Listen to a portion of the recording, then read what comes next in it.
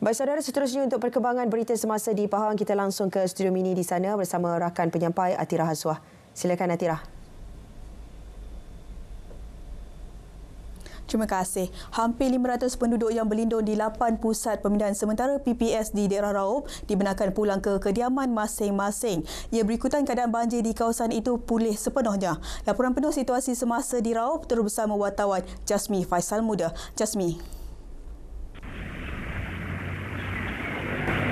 Baik, terima kasih Adira. Keadaan banjir di daerah Raub kini pulih sebenarnya dan semua 4 pusat pemindahan sementara PPS yang bekerja beberapa hari lalu telah ditutup sepenuhnya semalam dan semua penduduk telah dibenarkan pulang untuk membersihkan kediaman masing-masing.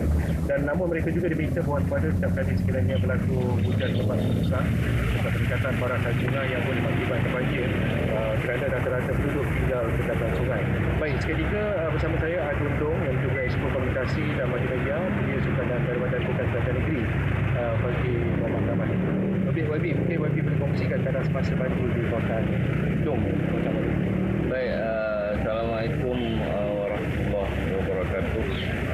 Terima kasih ATM turun ke Sungai Raub untuk meninjau kawasan banjir di kawasan Dong melibatkan beberapa kampung yang berlaku pada Isnin lalu dan alhamdulillah banjir sudah semakin turun dan 8 pusat pemindahan sementara di Dong yang dibuka pada Isnin lalu telah ditutup, melibatkan lebih 105 keluarga dan lebih 500 mangsa yang terlibat.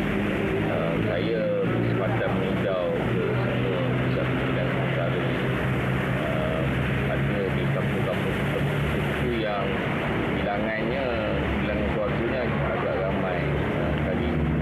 Di petang itu saya dah minta kampung dan pemimpin setempat agar berhati-hati dan mengingatkan penduduk di kawasan masing-masing agar akur pada arahan pihak berkuasa untuk berpindah di keadaan mereka dinaiki air. Baik, YB, jika berlaku gelombang kedua, YB, jadi bagaimana persiapan keperluan pengharapan kepada petugas yang tinggal di situ dan mungkin yang tidak berpindah? Untuk Pangkalan Harapan sebenarnya saya kira 2 bulan lalu saya sendiri dah melancarkan operasi Pangkalan Harapan untuk daerah Raub lebih kurang 2 bulan lalu bersama dengan Jabatan Kebajikan Masyarakat daerah Raub dan juga agensi-agensi lain yang terlibat, khususnya pejabat daerah, SDM, PDRN dan beberapa agensi lagi lah.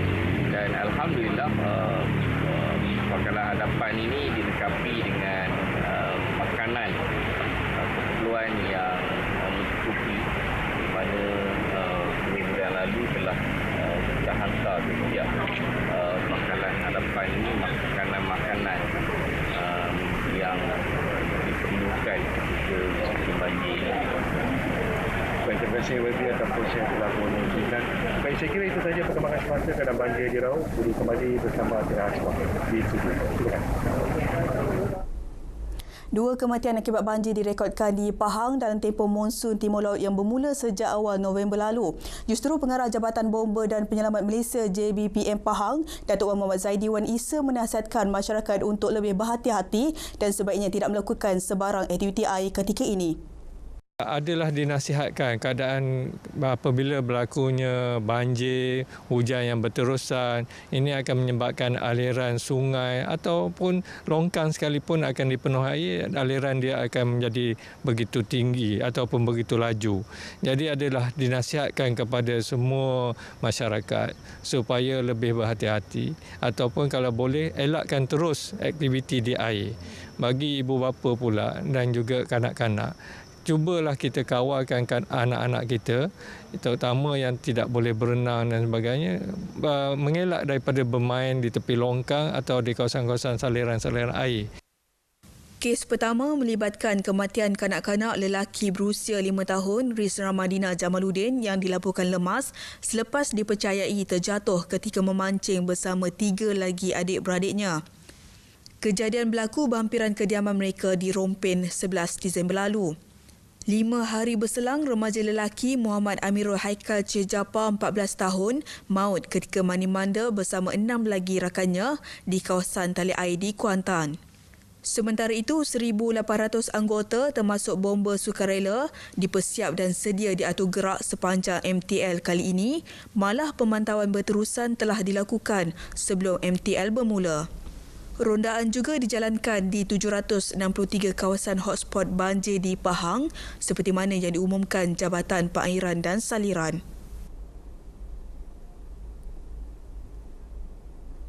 50 peserta terdiri daripada golongan kurang upaya OKU menyertai acara larian 5 km merentas desa kategori OKU dan pendidikan khas serta Paralimpik sempena program Monsoon Run Kinabalu Hill 2023 di Felda Jengka 12 Jerantut.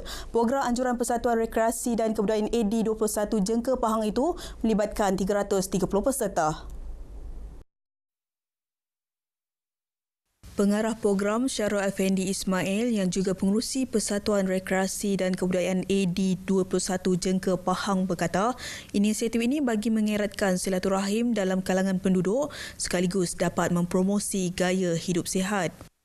Selain itu, menurutnya, penyertaan golongan OKU juga dapat membina keyakinan dalam diri mereka sekaligus menonjolkan bakat.